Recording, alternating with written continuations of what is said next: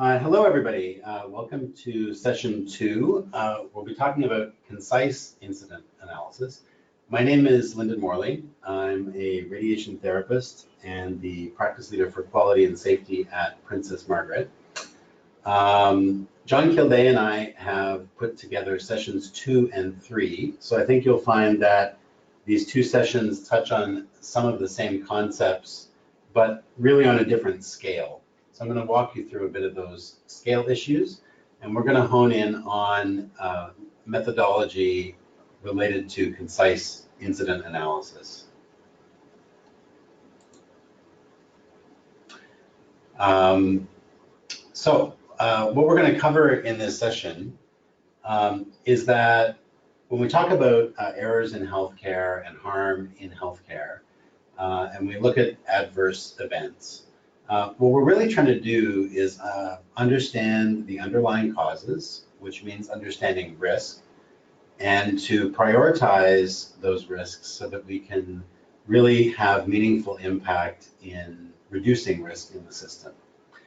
And so in this section, we're going to talk about some of these methods, as I said, and some of the pros and cons, and some of the tools and methodologies that we can use to prioritize and triage and apply our incident sort of toolkit in an appropriate way.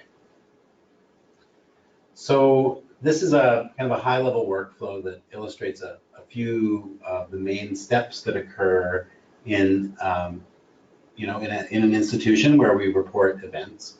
Once the report is received, we have this initial review, and that may include some initial response to manage the immediate situation. And then we need to determine what kind of event this is and make some decisions about how much priority, how much time, how much attention we're going to focus on this. So typically one of the first things that we look at is the severity of the event. So it could be a severe impact, it could be a minor or a no harm incident, or it could be a near miss, or it could even be a hazard, a situation that doesn't involve a specific patient, but may yet be a risk. So we need to make some decisions then about how to treat these cases. Severity is not the only criteria that we want to look at, though it is typically the first. So there's some notifications that go out, and then we embark on our investigation. And that investigation can range from a comprehensive investigation to a concise investigation, really to no investigation. And by that I mean no formal investigation. Doesn't mean that we would still document, we may still classify, we may still do a little bit of probing, but no formal investigation.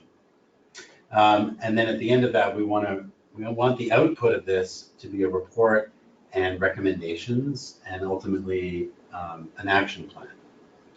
So a couple of areas that we're going to dig into is that making these decisions here about which parts of our toolkit to use, we're going to talk about starting rules. So what are the factors other than severity that are going to help us decide which way to approach this?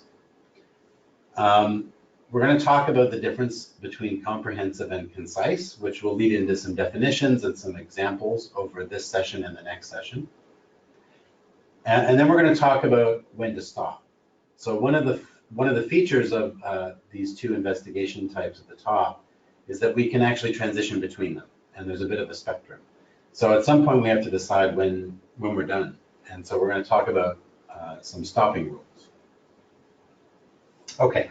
So this may seem a bit out of place at first, but I think you'll see where I'm going with this. So I'm going to talk a little bit about bicycles, and we'll come back to this at the end. And I'm hoping this will be a bit of a memorable thing to sort of tie things together. So back in 1817, the first sort of tool that resembled a modern bicycle was really the hobby horse. It's maybe a little tough to see in the picture, but those are rigid spokes and rigid wheels, and there's barely any cushioning, and there's certainly no pedals. And so this was really a bit of a novelty, a bit of a child's toy. It was marketed as a walking aid, And so this tends to be thought of as the earliest bicycle, or pre-bicycle. And this is back in 1817. So this is it was considered to be fairly useless. It never really took off. It was really just a novelty. But it certainly had some features that, we can look at that today and think, yeah, I can see that this is where a bicycle came from. So in the 60s, we had the Bone Shaker, which was named for the uncomfortableness of the ride. Again, rigid spokes, and you'll see that the pedals are attached to the front wheel. So very little leverage there in getting momentum, and a very uncomfortable ride. But a little bit of utility, a little bit more of a vehicle than a walking assist device. And not so much of a novelty, but certainly much to be desired. So this is starting to become a useful tool, if an uncomfortable tool, and with some limitations in how efficient and effective it's going to be as an actual vehicle. So in the 1870s, the penny farthing became quite popular, and this was now updated version with some improvements to the wheels, and certainly now the large wheel in front. The idea now is that we've actually got some gears working in our favor to make this actually have a great deal of utility. Unfortunately, what the penny farthing is known for is that, particularly on any kind of incline, the rider would have an unfortunate tendency to fly forward. This thing tended to flip. So while some of the tools are being refined and having a lot more utility, and this is now a much more useful vehicle, it is not a safe vehicle. And so the future update was then called the safety bicycle for that very reason, is that we made some redesigns that tried to eliminate some of the dangers of the penny farthing while keeping and improving on the advances that we'd made through these other versions. And so you can see that this is in the 1880s. Certainly there weren't as many features as you would see on a modern day bicycle, but all the basic parts are there. It's safe and it has utility, and there's a number of different components and tools that come together to make this a good system. Okay, and I think you can see where I'm going with this. We're talking about, when we talk about incident learning, I like to think of that as incidents being a source of information that should fuel our quality improvement system. And so if you think of this PDSA cycle as a function in the program, in the hospital, that allows us to take what we learn from incidents and put it into practice. Incidents are certainly not the only source of information. I like to view incidents as one of many sources of information to drive quality improvement. So what's occurring outside of this? So there's multiple inputs into this quality improvement system, but there's obviously a lot more than just incident happens, quality improvement.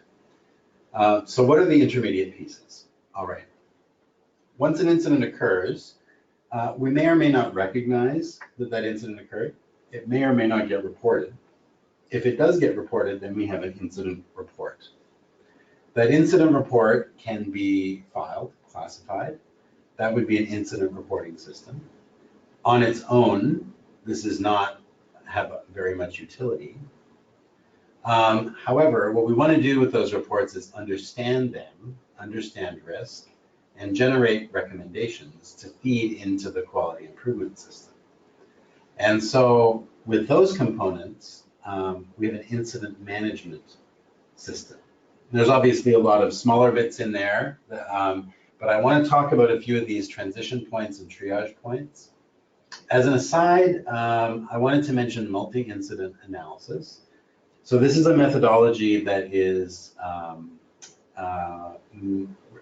described similar to concise and comprehensive. And it draws information from multiple reports or multiple events. It draws in other data. It may be able to help us identify unreported events and potentially maybe unidentified events, depending on the situation. And multi-incident analysis is not something we're going to focus on in this session, but it's something that I'd like you to keep in mind when you learn more about the national reporting system, because effectively it is a much larger repository of information, and multi-incident analysis is a great tool to try and extract and understand that information and use it to inform quality improvement. So back to the left, we need to make some decisions about when we triage this incident report, what kind of investigation analysis are we going to do?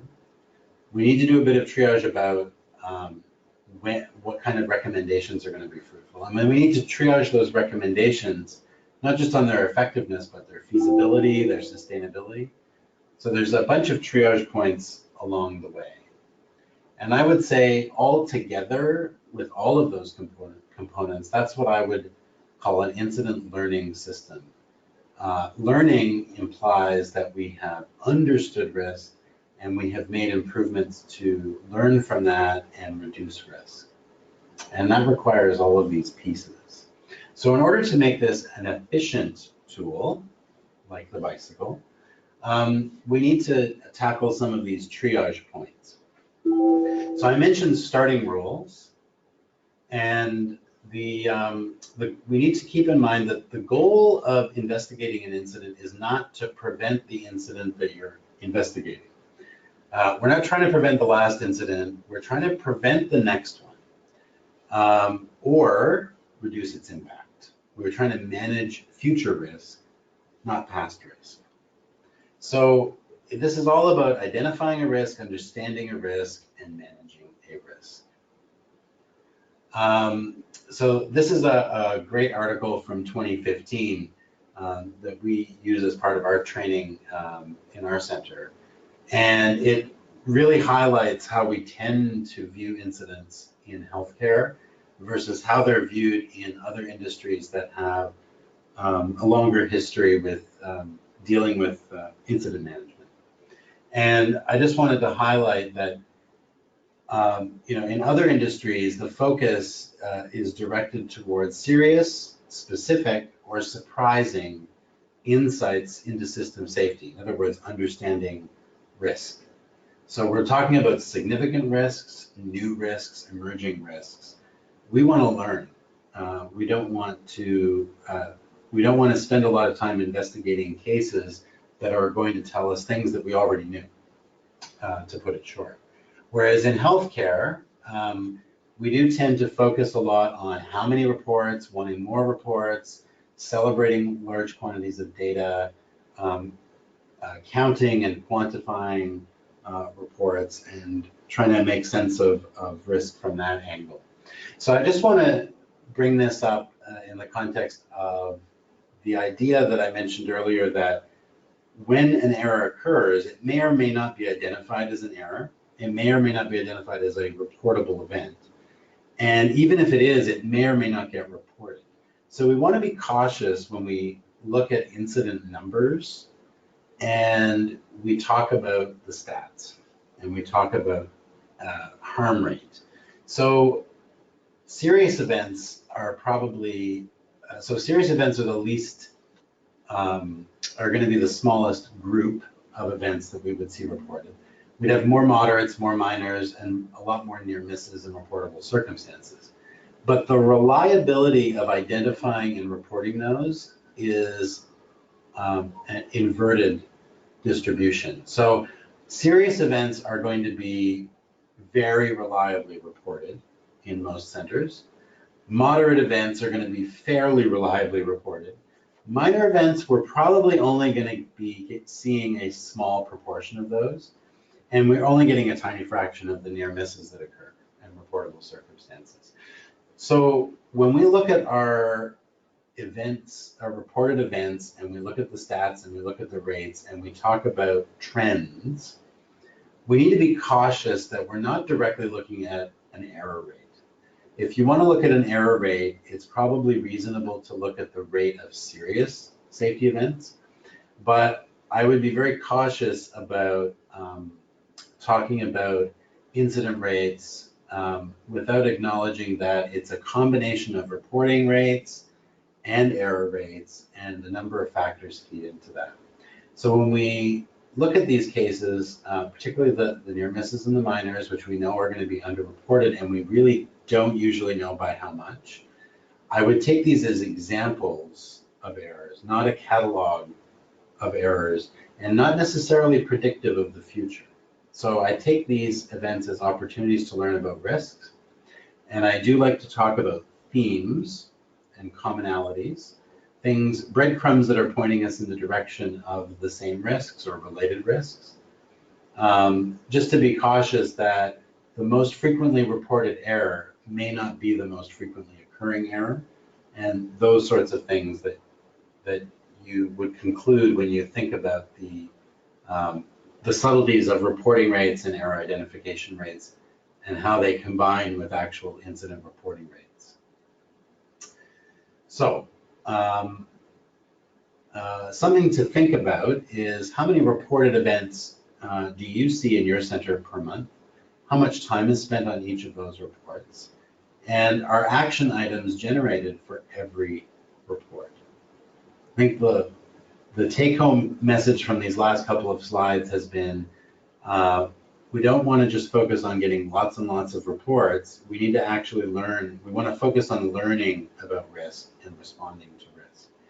And doing that effectively means we need to direct our attention to the right things, those new and serious and surprising insights that we're looking for.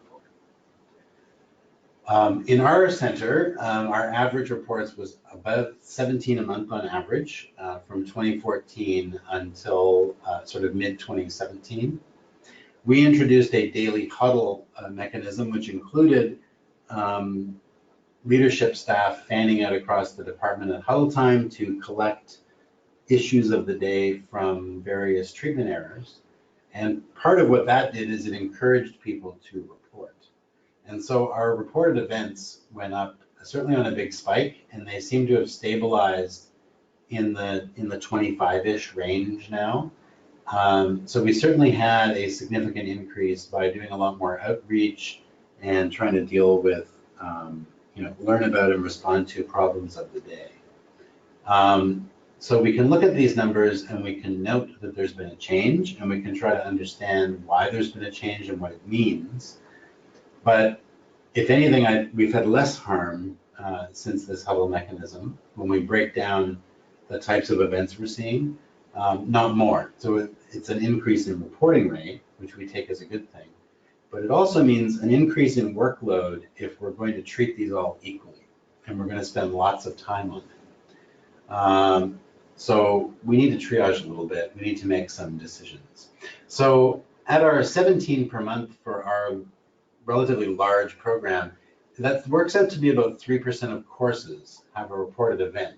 But harmful events are very rare. So moderate and above is a fraction of a percent, typically less than a year between these events. Greater than a year between events, less than one per year. So if you think about, we like to compare with the airline industry, which we think of as being very safe. We don't have a lot of problems with airplane crashes, but we do have a lot of problems with lost luggage. And the difference between us and the airline with the luggage analogy is that, we don't have luggage handling crews that are dealing with this. It's our pilots that are running around looking for the lost luggage. So sometimes the low impact events, if they're frequent enough, can be the areas where we may actually get the biggest bang for our buck in terms of reducing risk. We've talked about some of those starting rules. Sorry, let me just go back here a little bit. So we talked about these starting rules. We've mentioned that severity is one thing to look at. Frequency is another one to look at, keeping in mind that the frequency of reports does not necessarily reflect the frequency of the error. We want to look at themes, and we want to look at whether these risks are so serious, frequent, also are they detectable? Do we think that this is going undetected a large amount of time? We talked about how our starting rules include looking for unusual events, novel events, events that are complex, that may be very insightful into program issues. And these are going to be the decisions that are going to feed into which of the options we pick from our toolbox. So I'm going to talk next about comprehensive and concise investigation. So there's many different investigation tools. This is an interesting paper from 2009 that looked at many different tools and whether or not they address the what, how, and why, whether they're easy to learn and apply, and different factors were compared in this article. And I just wanted to highlight that they generally look at how things happen, what are the barriers, and sorry, excuse me, let me go back to this slide. And I also wanted to highlight that they were scalable. So this fifth from the left column, proportional or scalable, almost all of them were. And so what that means is that we can use as much of it as we want. We can do it on a small scale, or we can do it on a very large scale. And so that's really what happens with concise and comprehensive investigation. And so a concise investigation would be the smaller scale version. It's not very resource intense. You're going to do it much more frequently. And in contrast, the other end of the spectrum is comprehensive. So you're going to use that less frequently, and you're going to spend a lot more resources when you do that. And I would note that when we get into the definitions, you may have many of the features of a comprehensive investigation, but not all of them. And you may have a few of them, but mostly not. And so there are some intermediate steps, and we can start with a concise investigation.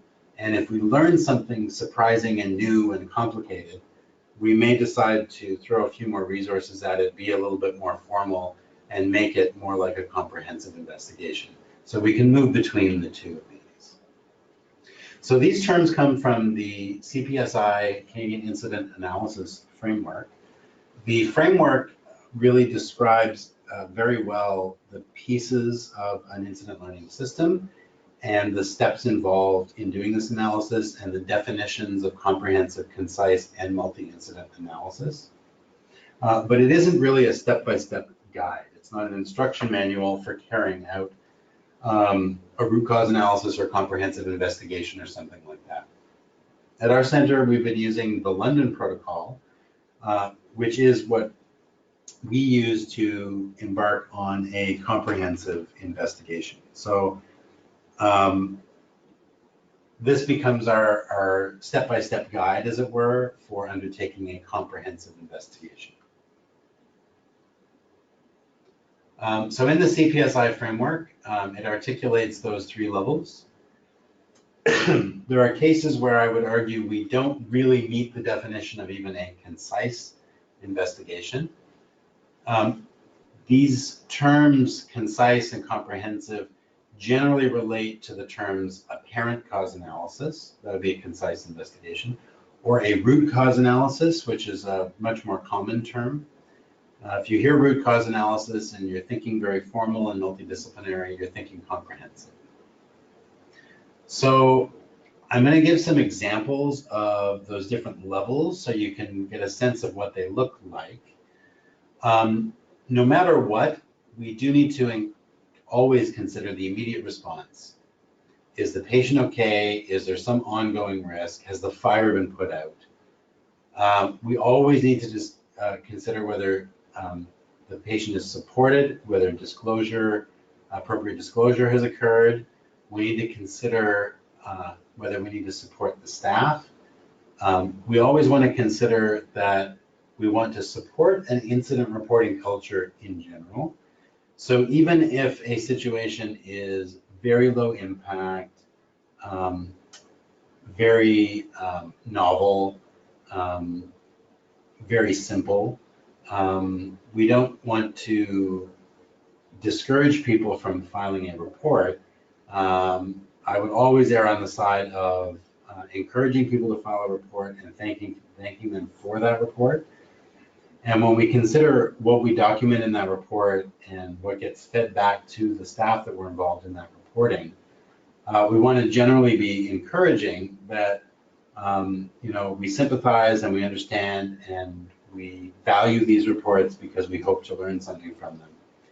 Even if for a specific report, we may not actually be learning anything new. It may be something we've well understood for some time.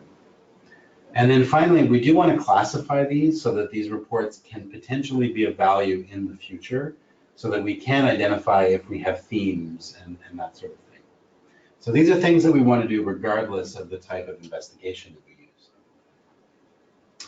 Now, the CPSI framework suggests that the severity and probability be considered in doing a comprehensive, and that severity 3s and some of severity 2s would be considered. Now, because our moderate, major, and catastrophic events tend to be years apart, we really would not be doing comprehensive investigations very often if this is all we did. And there's a few costs to that. One is that we may not be learning from cases that we could be, but also there's a certain amount of experience for the team that is doing the investigation that is valuable to build. And there's a certain amount of comfort level in your department with having an investigation occur and being discussed and being reported and disseminated that is valuable to maintain. So we typically like to be doing a comprehensive a few times a year just to maintain those other benefits. But this is what CPSI recommends in terms of making a decision between comprehensive and concise. But in addition to the probability and severity, I just want to point out that it does talk about context, so internal and external pressures. Contextual severity includes things like operational disruption and legal repercussions and reputation consequences and financial costs, emotional impacts, things like that that may not be related to dose or clinical harm, medical harm. It also talks about the area of impact, so how widespread is this? So if it's something that affects a single work area versus the department versus the entire organization, those might be things to consider your transition between a comprehensive and a concise level of investigation. So comprehensive needs to be multidisciplinary. You need to produce a chronology. You're going to do a formal analysis as described in the London Protocol or any one of those other mechanisms that I listed in that table from that article, or whatever else you may choose to use as a root cause analysis or a comprehensive analysis. And then you're going to generate recommendations. In contrast, and that'll take hours, days, or weeks. In contrast, a concise investigation may be done by a single person. You may produce a partial chronology. You may focus on a few key events and try to understand a little bit of the basics about what happened. You may do an informal analysis. So you're going to be thinking about how it happened and why it happened, but you may not be working through a formal framework to do that. And you may generate no recommendations. You may recommend further study into the risk itself, not the case, but the risk itself. Or the recommendations tend to be quite minimal. So we don't want to be generating large, projects based on a kind of cursory or sort of first level understanding of a risk. And so this can take minutes or hours. And we can work anywhere in between those two spectrums. Now, I mentioned that one of the options is no investigation. And so there are cases that are simple, that are looking at risks that are well known, well understood. And this, we may be unidisciplinary, and we would generate no recommendations, and we may only spend minutes on it. And I will give some examples of these. Okay, so we talked about triaging incident reports to different types of investigation analysis, and we've talked about being able to move between those, and we've talked about focusing on generating recommendations and implementing them only when we understand risk and we understand it well, and we've had some prioritization. So here's an example of a case where we may choose to do no formal investigation. So the report indicated a patient didn't show up for their simulation appointment. The patient was called and said they didn't have the appointment and they were rescheduled. So I'll just give you a second to think about that. How much time would you want to spend on a report like that? Well, I think it's likely that in most places you would say, oh yeah, this happens all the time. So we've examined this in detail. We have a good understanding of several different reasons why patients may not show up at simulation. We know that this is one example of one of those failure modes. We know that these individual situations are relatively simple. The patient didn't get called, and we can look at how we miss calling a patient. We have previously investigated this before. The other reason why we wouldn't spend a lot of time delving into this, so first of all, we're making some assumptions that we understand what happened without really investigating. So that's something to keep in mind. But also the risk here, not the actual harm that occurred, but the risk here, it really is limited to a short delay in getting the patient onto simulation. So the risk is fairly limited.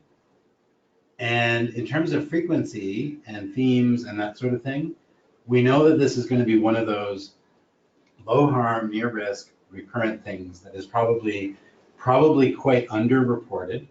And the incident reporting system is not going to be the best place for us to understand this. We would be better to get reports on the number of no-shows. We could track that over time. We could make some changes, see if we're making an impact.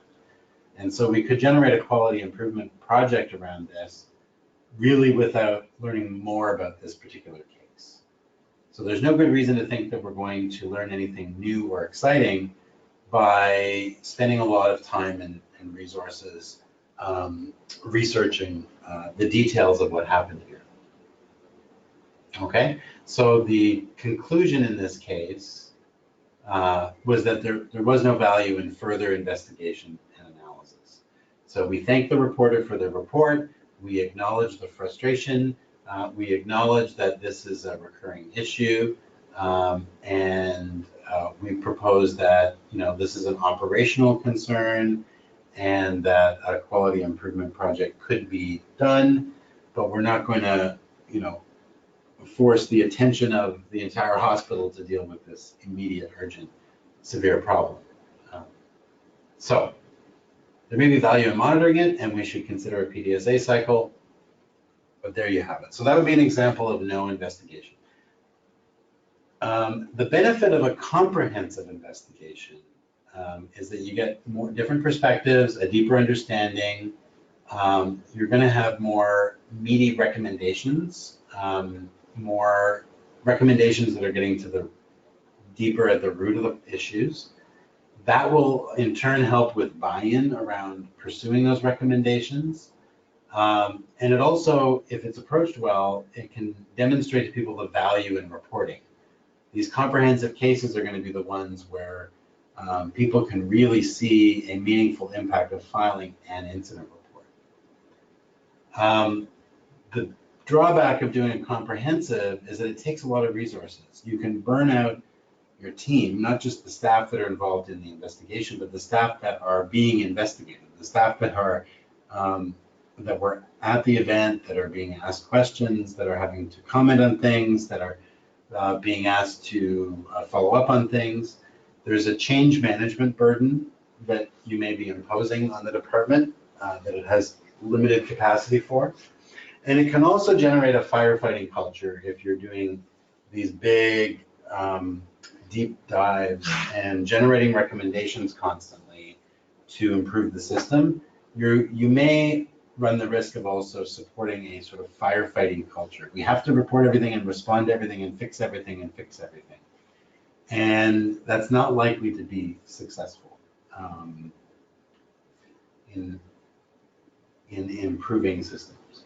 So a concise investigation, on the other hand, the logistics are simpler, the time is less. We can still gather a lot of very good lessons, and we can avoid that sort of firefighting culture. We just want to keep in mind that we don't have as many perspectives. We may not be getting a deep understanding of some of the underlying issues in the case. These may be difficult cases to share with others to generate buy-in, because they may have lingering questions. There may be some unclosed loopholes, so we want to keep that in mind. And we want to keep in mind that if we do this in a way that communicates to staff that we don't value the report, or we don't take it seriously, or we consider this to be small potatoes, it didn't make the cut, so to speak, we may be discouraging reporting. So back to these starting rules. So we talked about severity. We talked about how the severity can be clinical severity, dosimetric severity, but also contextual severity. That would be the operational disruption and financial and legal and other kinds of implications that we may want to consider. We talked about complexity. So is this a well understood risk? Is this a simple mechanism? Do we feel comfortable that at a superficial glance we've captured most of what we can learn from this? Or is it highly complex and we feel that we really can't understand it without being a little more formal and in-depth? Complexity can be technical, so it could be a deep sort of software question or hardware question or equipment question. It could be a deep process question. Oh, wait a minute, does everybody do this the same way all the time, or are there variations? What happens in this disease site versus that disease site? We may get into very technical questions. There may also be a lot of social complexity. And so you may want to do a deeper dive if there's lots of people involved, lots of handoff involved, lots of different disciplines involved, different teams, different work areas. So that would be an example of social complexity. The third starting rule would be, are we going to learn something from this? Is there potential to learn something? So is this potentially representative of a new risk that has emerged because of a change in our program? Is this a recurring event that we've never really understood in depth? Would this be a good example that we could dig deep into and gain a better understanding of a known risk that keeps recurring?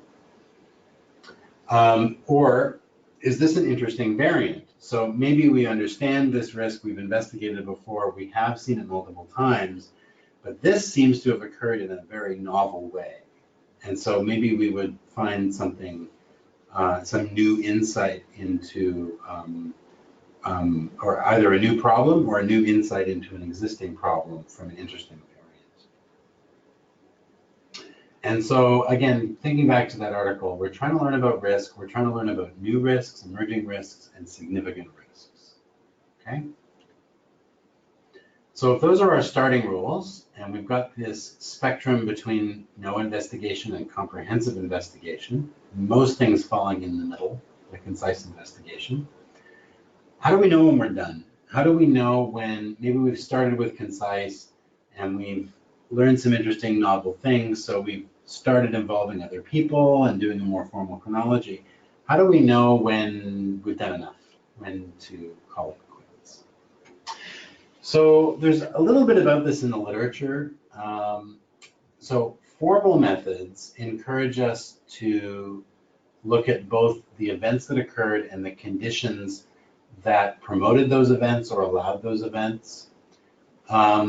It helps us look both in close proximity to the event, so both in space and time, the immediate events, the local area, the sharp end of the process, as it were. But it also encourages us to look remote, so distant in space and time, the blunt end, the system issues, the management issues, the protocols, the environment, the culture, those kind of issues. The change that was implemented 10 years ago and how it's evolved, over those intervening years, those kinds of things. And there really aren't any criteria on how far away to look.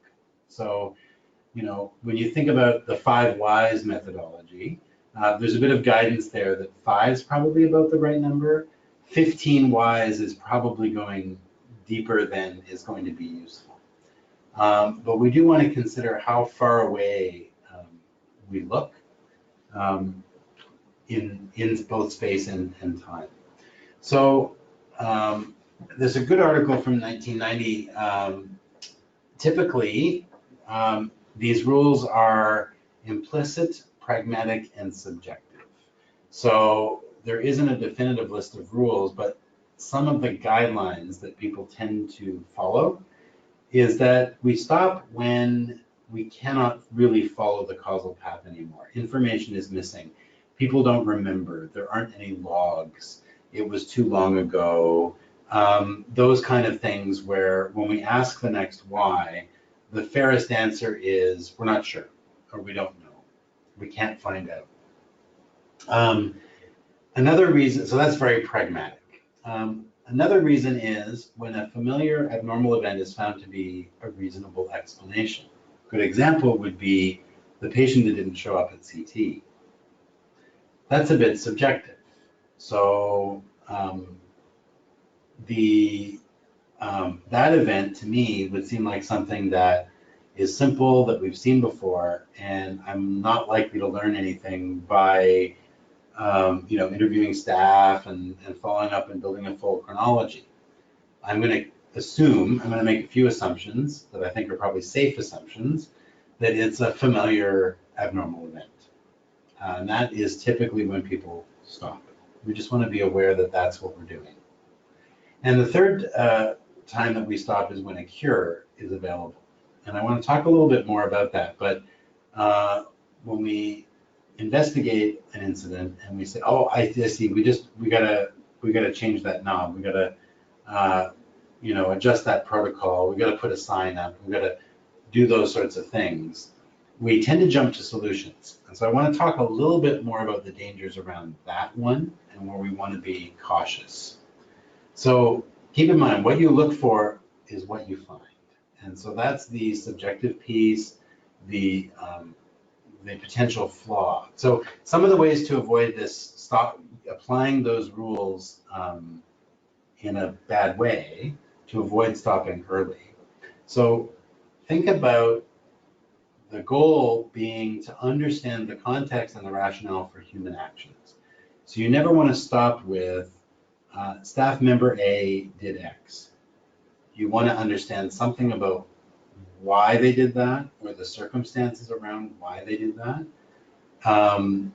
If you stop before then, you don't want to be there then drawing conclusions about those human actions, right? So somebody didn't call that patient that didn't show up on CT, we think, or maybe they called and they left a message, or maybe the patient got confused between that call and another call. We don't really know. We know that they did not get the appointment and that it's a deeper problem with many variations that we understand. But if we really want to say anything about the nature of those human actions that we may have uncovered in the course of our investigation, we need to understand the context. The context is where the money is. You want to be cognizant of hindsight bias. So we want to avoid, this will come up on a future slide, I believe, so I might be repeating myself here a bit.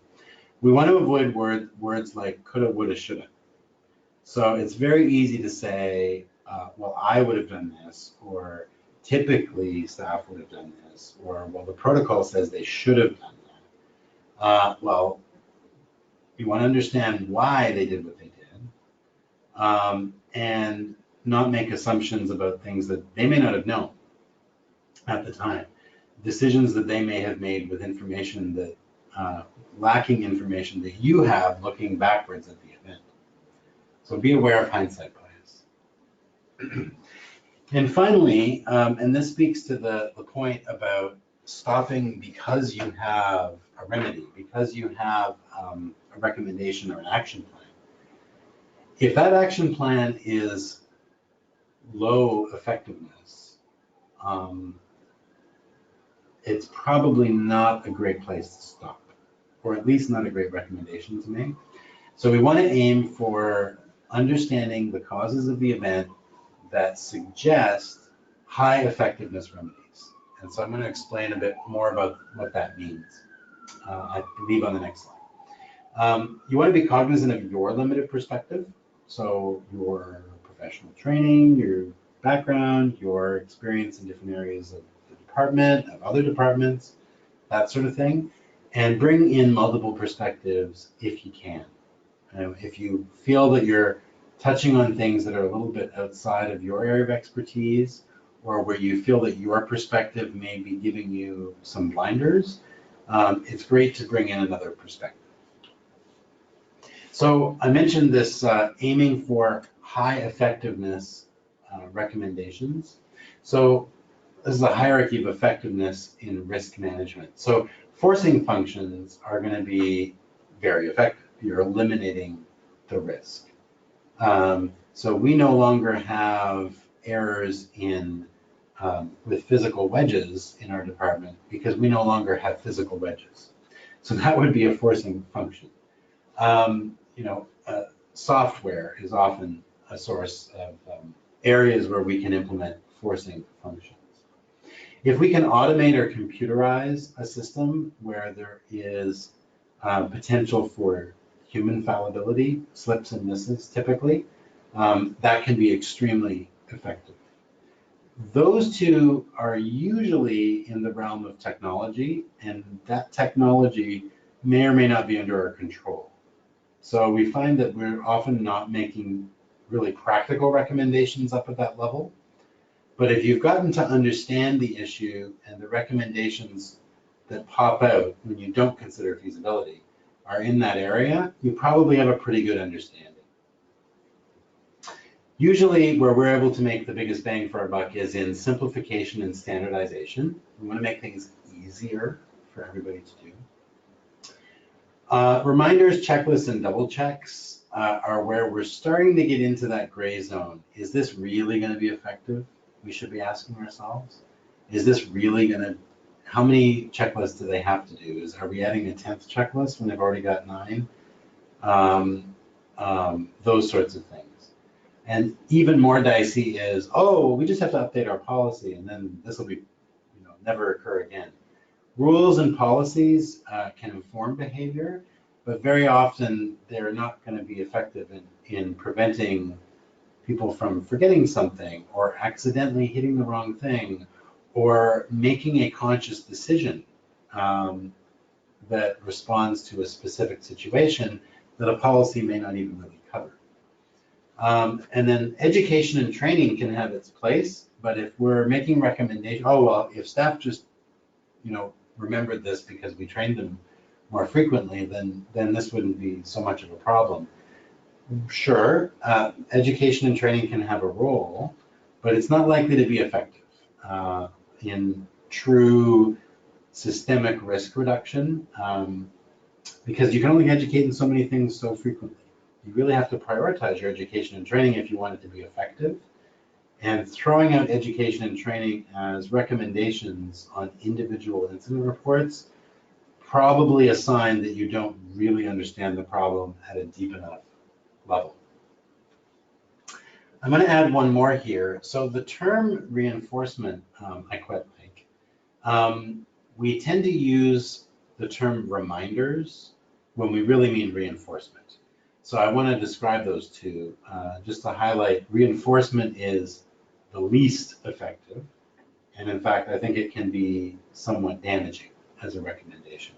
So an actual reminder would be, say when you go to send an email and your email program says, you hit send and your email program says, you are sending this message, attempting to send this message without a subject line.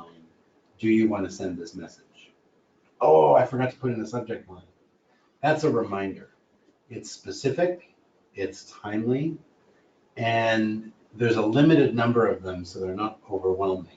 We don't want to have pop-up burnout, reminder fatigue, but that's actually a reminder, okay?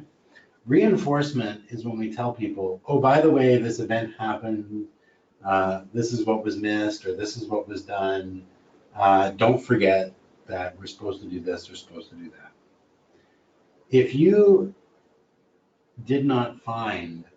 found that people didn't know what to do, you need to do education.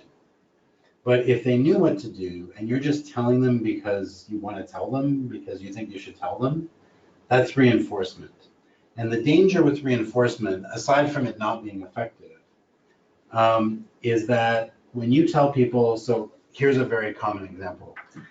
We forgot to put the bolus on today. Okay, that's a very manual task. If every time that happens, we run around and we tell staff, don't forget bolus, don't forget bolus. Someone forgot bolus the other day, and be careful, don't forget bolus. We're implying, first of all, that when people forget to put bolus, it's their fault. They were sloppy. They weren't careful. I'm telling you to be careful because they weren't careful. And so there's a bit of a demoralizing thing that can come with reinforcement. There's a bit of a blame culture that you can promote with reinforcement. But the other thing is double, triple, quadruple checking that you didn't forget bolus. Is that in the list of most important things for people to do? So usually when a step is missed, when a check is missed, when something like that occurs, people are often prioritizing other tasks. And when you run around reinforcing a particular task because of a particular error, you may be trying to artificially knock up the importance of one task. And keep in mind that you're doing that at the expense of other tasks. So I just want to highlight the difference between reminders and reinforcement. And the point here is that if the lessons you've learned from an investigation are leading you towards higher effectiveness recommendations, then you've probably reached about the right point in your level of investigation, whether that's no investigation, concise investigation, or comprehensive investigation. Okay, so we do want to keep in mind that if recommendations are going to be effective, they have to be actionable. So we do want to think about whether we're treading outside our own scope of influence. Is this a problem for the radiation program or at the hospital level, or am I now generating recommendations for the provincial healthcare system? What's my scope? What can we actually affect? Who are these recommendations going to that we actually have control over implementing? There's the challenge in managing up. So we want to think about recommendations. If they're starting to go to too high a level in the organization, we're increasing the difficulty of getting that attention and resources and that buy-in that this is an important problem to be tackled.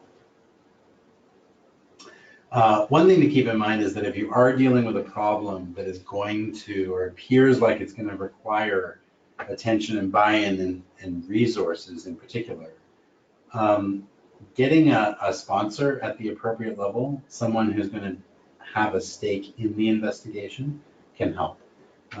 So getting, a director level person involved in the actual investigation to sort of take ownership over that and some ownership over the findings and the recommendations, that can help.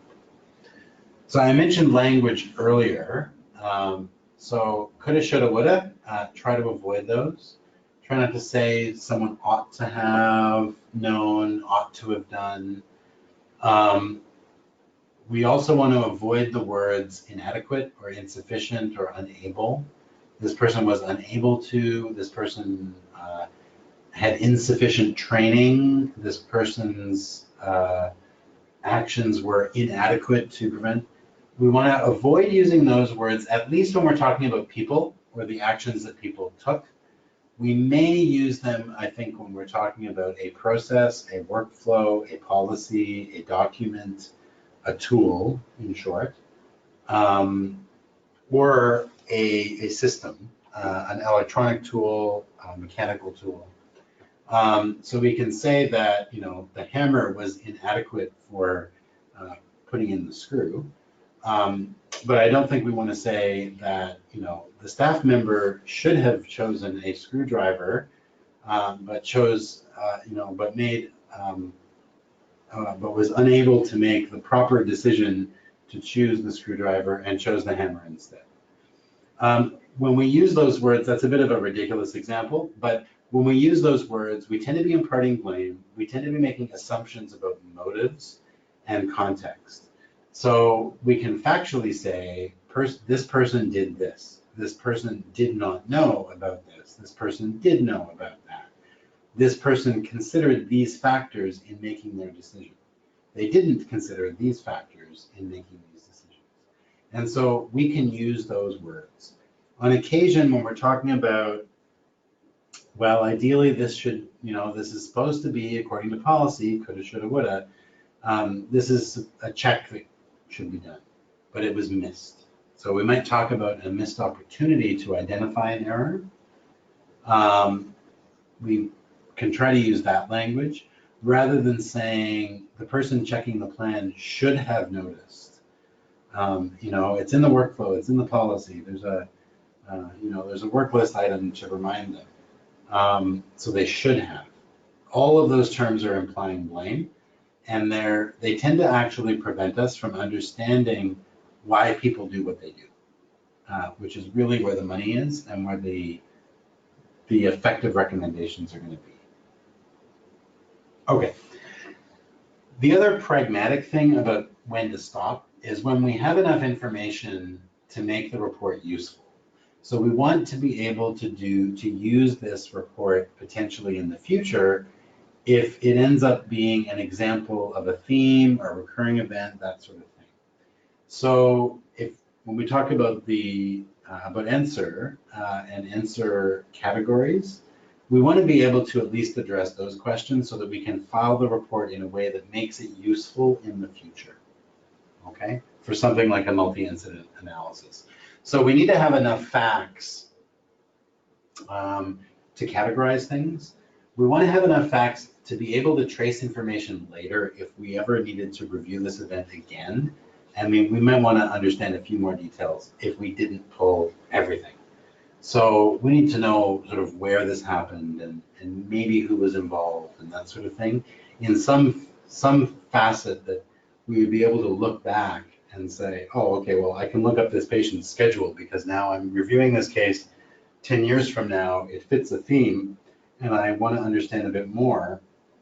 If there's stuff documented, would I be able to go and find it? Or would I be left with a big sort of dead end? The other thing to record is anything to make sure you include in your investigation, if it's relevant, or to consider including anything that couldn't be found later. So you want to try to document things. You want to say things like the current protocol is, you know, the current standard is, the current common practice is, because those may be things that are very difficult to tease out 5 or 10 or 15 years from now. Also, anything that about people's feelings or impressions, anything that's really just not documented. If you think you might find it interesting in the future, if you don't write it down now, it'll be gone forever. So you want to think about documenting those things before you stop. So I'm going to work through a few examples. And I'm just looking at the time here. I'm going to do these fairly quickly, and you can certainly pause and review these cases in more detail. I'm not going to go through every nuance of each case. So this will be a series of related cases. So we had a paraspinal backlock bag. So this is head to toe backlock bag, big ones. It was found deflated. It was on the floor in the treatment room, and we knew that it had been run over by a cart. And we knew a little bit about the circumstances, why the cart was there, and that sort of thing. And so we looked at this event and we said, okay, well, why was the bag on the floor? Well, it's big. We had no room to hang it in that particular room. It was off to the side. We thought it was out of the way, but when we pulled this cart through, it kind of wasn't. There wasn't enough space. So, okay, we need to improve our storage for these bags of the treatment unit. So that was a pretty good recommendation based on a very simple understanding of a very simple case. So I like this graphic. Came up during a talk where we were talking about whirlwinds and tornadoes, and we used some Wizard of Oz imagery. And I came across this one of the Wicked Witch thing, pointing out, if water kills you, don't have a bucket of water laying about at home. Keep water far, far away. So sometimes there's obvious solutions. Don't run over backlog bags with carts. Well, okay, that's a little too simple, but let's figure out our storage and so that that's not going to be a possibility in the future.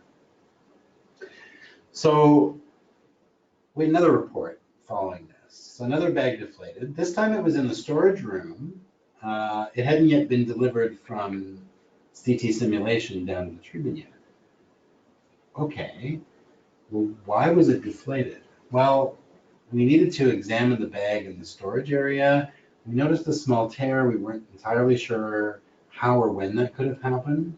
We said, well, maybe our storage at CT could be better. It wasn't so bad, but we've had a bag break there. And it looks like maybe it was related to that. So we'll look for some, sharp corners, things that could get caught on, that sort of stuff, and see if we can make some improvements in case that's how it happened.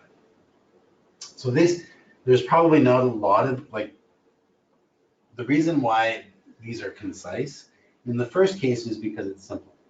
In the second case, it's because we hit that stopping rule of we can't find any more information.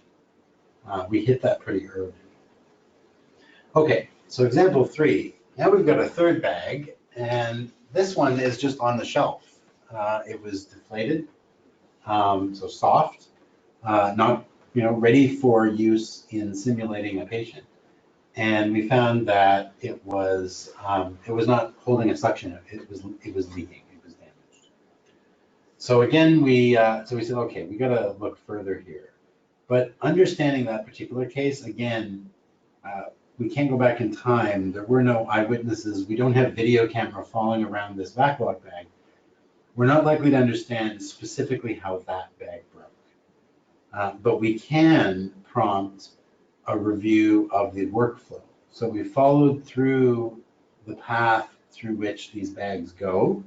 We examined where they're put, where they're placed, how they're handled, and we tried to identify potential areas where they could get ripped or torn or damaged or, that sort of thing. Another example is, this is a very straightforward booking error. Patient didn't get booked for MR. They did get booked for CT. They were supposed to have both. Even just talking to the person who booked it, oh, I must have did one and forgot the other. They knew what they were supposed to do. The form, their booking requisition information was there.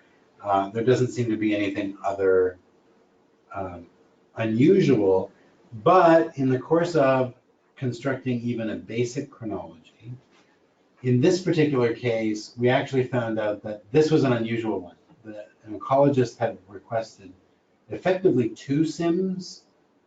So the simulation for one area required only a CT, and a simulation for the other area required both MR and CT. And it was actually a request that our requisition form, our electronic requisition form, just didn't handle because it was very unusual.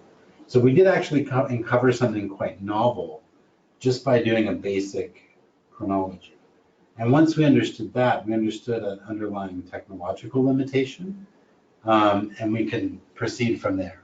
So we didn't have to assemble the multidisciplinary team and do a complete front-to-back chronology and do a formal root cause analysis and that sort of thing. But just by starting to build a basic chronology, just to make sure it wasn't just a, oops, I didn't book it, just a basic review of the requisition form pointed us in the direction of some interesting complexity.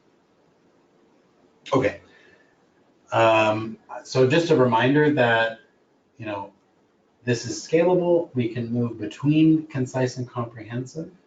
I hope I've given some good rules for when comprehensive is valuable versus where concise is valuable. We've talked about the costs and benefits trade-offs.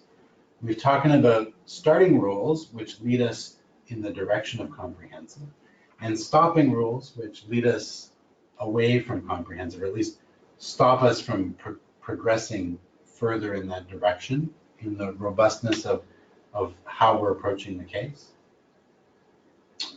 So I'm actually going to skip this detailed case summary, other than you can pause and review this case if you would like to.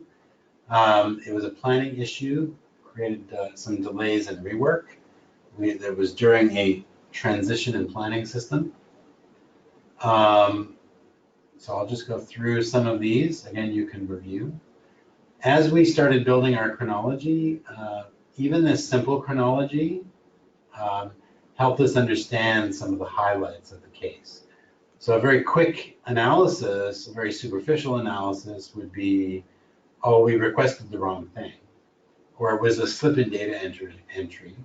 But when we really looked at the issues, even in this simple chronology, and without a formal analysis, we said, you know, the underlying issue here is that we've transitioned a technique rather than an entire disease site group to this new planning system, and that's created some unintended consequences.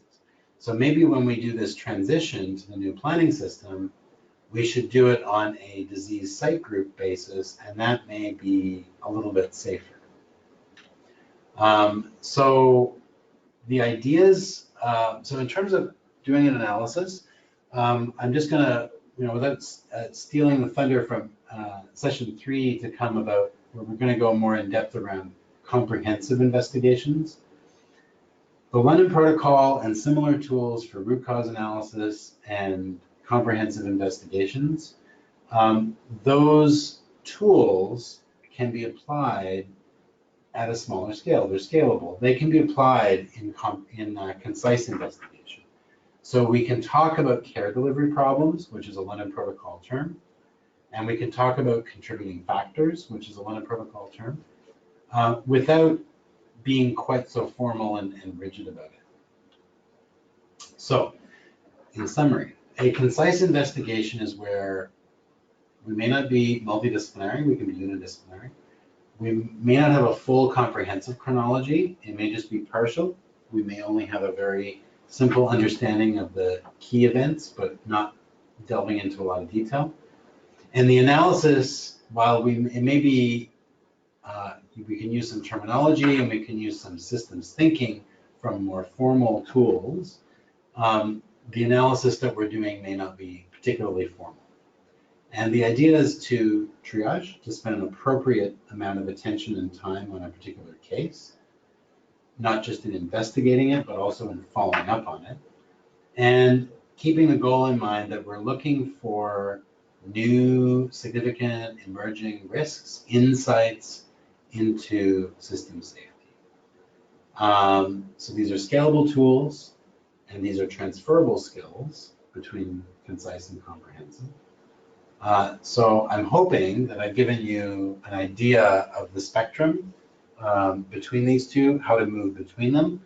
And we've got some examples of where a concise analysis, investigation and analysis approach can be very fruitful, can be a very practical use of resources. And we can keep in mind some principles and some basic rules to keep us directed at getting real understanding and not misunderstanding, and you know, spending an appropriate amount of attention on a case. Okay, so just to go back to these bicycle evolutions, you know, so these are tools, they're scalable. Not the bicycles, but you choose which parts you want to apply. So if you are building a modern bicycle, you want to think about what the components are. You want to think about how they fit together. You want to think about how they work together. And I'm hoping that sort of come out as incident learning as a collection of interconnected tools. So we don't want to have, for example, an incident reporting system with no real follow-up. Right? That's the hobby horse version of incident learning. We have a bunch of reports, and that's it. It's a big pile of reports. You can use it as a walking tool if you like. We don't want to have a bone shaker. So if we get lots of reports and we do follow-up, but we don't have a lot of methodology, we don't have any triage, it's going to be overwhelming. It's going to be a lot of work. It's going to be very messy. It's going to be very uncomfortable, like the bone shaker. If we have a system where we've got great methodology and we get lots of reporting and we address everything as a comprehensive investigation and we're generating super big projects on every single report that comes in and we're building a very fix everything now, we're probably going to trip over ourselves and fall head over heels like the penny farthing would tend to do. So what we really want to do is have a safety bicycle. We want it to be safe, we want it to be effective, we want it to be efficient, we want some gears, we want some comfort, we want some, you know, these are some of these aspects that we want to see built into our incident learning system so that it will be effective and efficient and productive for us. Okay, I hope the bicycle analogy is useful in remembering some of those ideas.